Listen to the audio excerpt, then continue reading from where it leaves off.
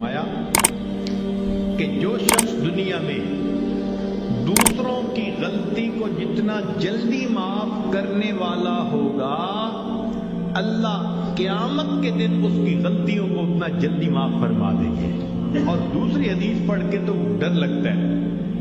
نبی علیہ السلام نے فرمایا کہ اگر کوئی بندہ دوسرے سے غلطی کی معافی مانگے اور فرمایا کہ اگلا کہے میں معاف نہیں کرتا، نبی علیہ السلام نے فرمایا یہ جو کہہ رہا ہے نا میں معاف نہیں کرتا، یہ قیامت کے دن میرے سامنے حوض کوثر پہ حاضر نہ ہو۔ یعنی دوسرے لفظوں میں اللہ کے حبیب صلی اللہ علیہ وسلم نے فرمایا میں اس بندے کی شکل نہیں دیکھنا چاہتا۔ آج تو یہ حال، خاوند بیوی کی غلطی کو معاف نہیں کرتا، بیوی خاوند کی غلطی کو معاف نہیں کرتی۔ اللہ اکبر کبیرہ۔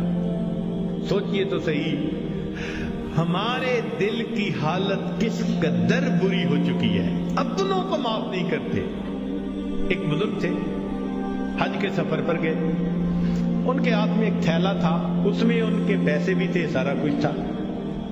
ایک نوجوان آیا اور اس نے جلدی سے دوڑتے ہوئے جو ہمیانی ان سے چھینی اور چھین کے بھاگ گیا۔ اللہ کی شان کہ جس نے ہمیانی چھینی تھی نا، یہ تھوڑی دور آگے گیا تو اچانک اس کی آنکھوں کی بینائی چلی گئی۔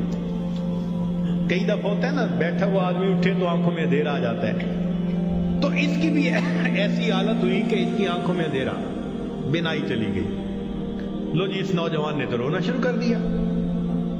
لوگوں نے پوچھا کیوں روتے ہو؟ کہنے لگا کہ میں نے ایک بندے کا تھیلا چھینا، پیسے چھینے، مجھے لگتا ہے اس نے بد دعا کی، اللہ نے میری بینائی چھین لی۔ ان کا بھئی وہ بندے وہ کہاں ہے؟ کہنے لگا فلاں حجام کی دکان کے قریب۔ تو جب اس بندے کو بتایا کہ بھئی وہ بڑے میاں آگے، لوگوں نے بھی کہا معاف کر دیں، نوجوان نے بھی کہا پلیز مجھے معاف کر دیں، وہ کہنے لگے میں نے تو اسی وقت ہی معاف کر دیا تھا۔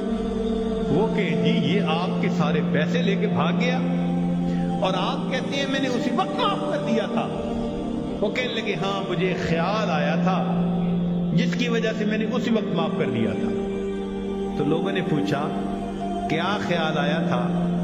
تو وہ بڑے میاں کہنے لگے کہ جب یہ میرا تھیلا لے کے بھاگ گیا تو میرے ذہن میں خیال آیا قیامت کا دن ہوگا اور میں اگر اللہ کے سامنے مقدمہ پیش کروں گا تو اس بندے سے حساب لیا جائے گا، اور جتنی دیر میرے اور اس کے مقدمے کے فیصلے ہونے میں لگے گی، آقا صلی اللہ علیہ وسلم نے فرمایا میں امت کا حساب مکمل ہونے سے پہلے جنت میں نہیں جاؤں گا۔ تو خیال آیا کہ جتنی دیر میرے مقدمے میں لگے گی، میری وجہ سے میرے آقا صلی اللہ علیہ وسلم کو جنت میں جانے میں دیر لگے گی، میں نے معاف کر دیا، نہ مقدمہ پیش ہوگا نہ میری وجہ سے میرے آقا کو دیر لگے گی۔ آج ہماری اگر یہ سوچ بن جائے تو ہم ہر ایک کو معاف نہ کر دیں کہ ہماری وجہ سے تو ہمارے آقا کو دیر نہ لگے نا جنت میں جانے میں۔